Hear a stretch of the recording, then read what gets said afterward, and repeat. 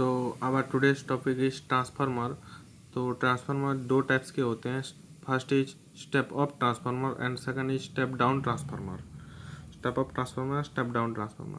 तो जो step up transformer है वो लो वोल्टेज को हाई वोल्टेज में कन्वर्ट करता है, जो कि ज़्यादातर हमको देखने को मिलता है बड़े बड़े पावर ग्रिड में या फिर जो इंडस्ट्रीज वगैरह रहता है। तो उसमें क्या है, मेन सप्लाई जो रहता है वो लो वोल्टेज का रहता है, तो उसको हाई वोल्टेज में कन्वर्ट करने के लिए हम स्टेप अप ट्रांसफार्मर का यूज करते हैं।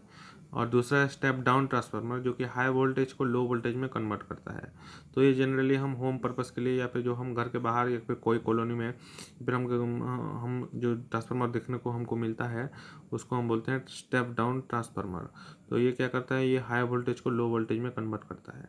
तो जब हम इनसाइड व्यू स्टडी करेंगे, ट्रांसफार्मर के अंदर का व्यू अगर स्टडी करेंगे तो हमको ये देखने को मिलता है कि यहाँ पे एक मेटल कोर रहता है जो कि सॉफ्ट आयरन से बना होता है, सॉफ्ट आयरन से बना होता है। और उसका जो एक पार्ट है उसमें कॉपर का कॉयल सराउंड होकर रहता है और दूसरी तरफ भी कॉपर का कॉयल सराउंड होकर रहता है। तो एक तरफ जो है वो एक कंटिन्यूस वोल्टेज में कनेक्टेड रहता है और दूसरी तरफ जो हम आउटपुट जो वोल्टेज निकालेंगे उसमें कनेक्ट होकर रहता है। तो जो इस तरफ का जो कॉयल है उसको हम प्राइमरी कॉयल बोलते हैं और उस तरफ का कॉयल जो है सेकेंडरी कॉयल बोलते हैं।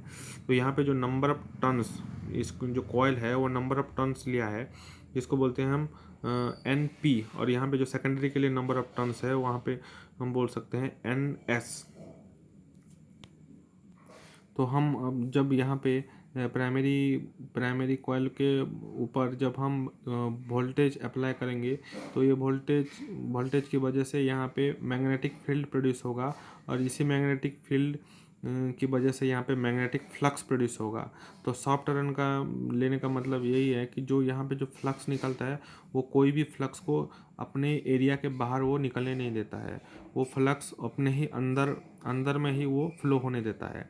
तो जब हम इलेक्ट्रिक वोल्टेज सप्लाई करेंगे तो वोल्टेज में वेरिएशन होने की वजह से मैग्नेटिक फील्ड में भी वेरिएशन होगा, जिसकी वजह से फ्लक्स भी वेरिएशन होके ये प्राइमरी से लेकर सेकेंडरी तक फ्लो होगा। प्राइमरी से लेकर सेकेंडरी तक यहाँ तक ऐसे फ्लो होगा, फिर ये सेकेंडरी से लेकर फिर प्राइमरी ऐसे फ्लो होता रहेगा, जिसकी वजह से ये यहाँ पे जो फ्लक्स फ्लो हो रहा है फैराडेज फास्ट लॉ की वजह से यहाँ पे भी इंड्यूस्ड ईएमएफ प्रोड्यूस होगा। बट यहाँ पे क्लोज्ड कॉइल है तो इसकी वजह से यहाँ पे इंड्यूस्ड करंट भी फ्लो होगा।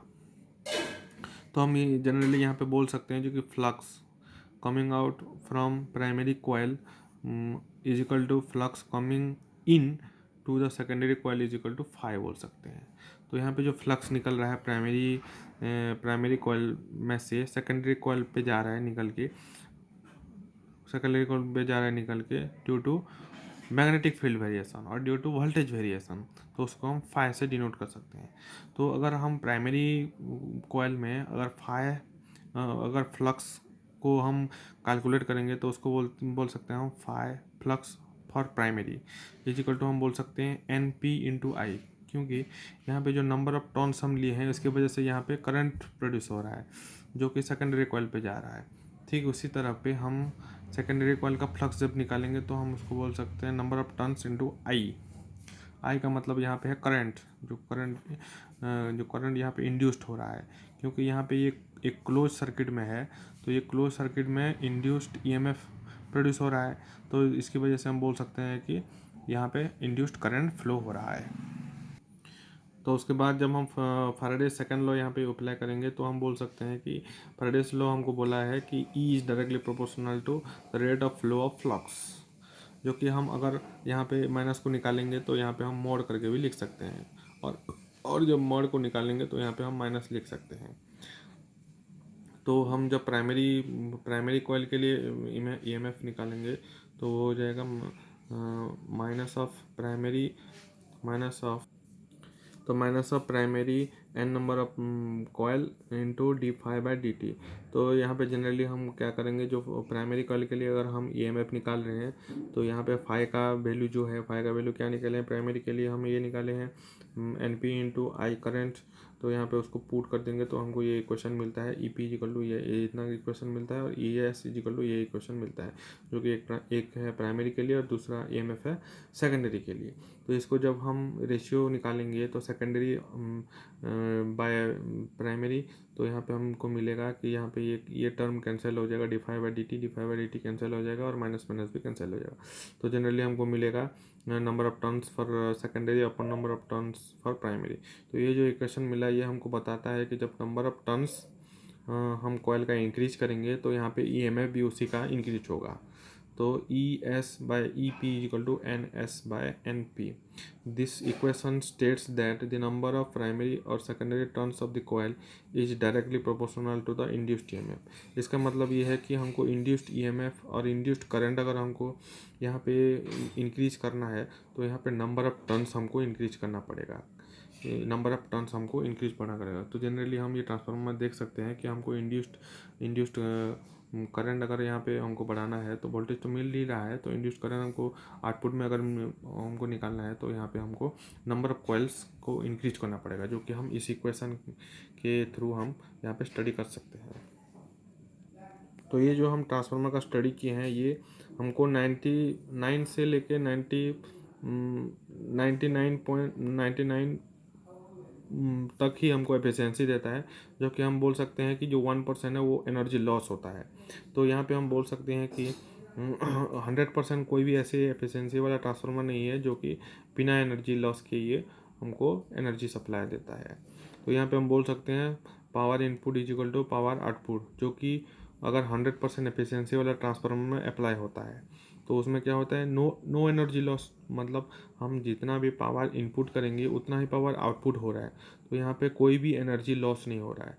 लेकिन अगर इससे नीचे वाले हमको एफिशिएंसी वाला निकालना होगा तो पावर इनपुट तो हम दे रहे हैं लेकिन जो पावर आउटपुट निकले या तो पावर आउटपुट कम निकलेगा या फिर जो पावर इनपुट हम कम दे रहे हैं तो पावर आउटपुट हमको ज़्यादा मिलेगा। तो मतलब यहाँ पे कुछ ना कुछ हमको वेरिएशन मिलेगा जो कि एनर्जी लॉस को शो करता है।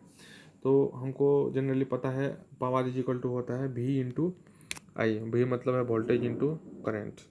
तो यहाँ पे हम प्राइमरी के लिए निकालेंगे तो ये हो जाएगा EP EMF for primary into current for primary is equal to EMF for secondary into EMF I मतलब करंट फॉर सेकेंडरी। तो यहाँ पे हम ये इक्वेशन मिलता है ES/EP is equal to IP/IS।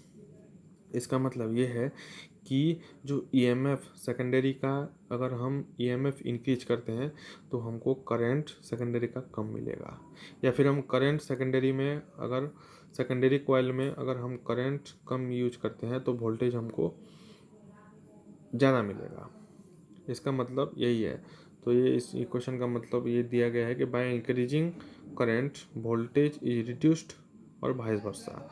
ठीक इसी तरह अगर प्राइमरी कॉइल में अगर हम वोल्टेज ठीक इसी तरह हम प्राइमरी कॉइल में अगर हम वोल्टेज को इंक्रीज करते हैं तो वो प्राइमरी करंट हमको कम मिलेगा। और हम बोल सकते हैं कि अगर प्राइमरी कॉइल में करंट हम कम यूज करते हैं तो वोल्टेज हमको ज़्यादा मिलेगा। ठीक यही ट्रांसफार्मर में हम ये देख सकते हैं, क्योंकि जो हमारा प्राइमरी कॉइल है ये नंबर ऑफ टर्न्स कम है, इसका मतलब ये है कि हम यहाँ पे जो वोल्टेज जो इंड्यूस्ड हो रहा है वो कम है, बट जब वो वोल्टेज इंड्यूस्ड होके जो फ्लक्स यहाँ पे निकल रहा है वो फ्लक्स जब नंबर ऑफ कॉइल्स ज़्यादा है तो उसमें जब पास हो रहा है तो यहाँ पे ऑब्वियसली वोल्टेज यहाँ पे बढ़ जाएगा। तो यहाँ पे हम बोल सकते हैं कि अगर हम करंट को यहाँ पे रिड्यूस कर रहे हैं, कम यहाँ पे करंट सेंड कर रहे हैं तो यहाँ पे जो वोल्टेज निकल रहा है वो ज़्यादा निकलेगा। Thank you.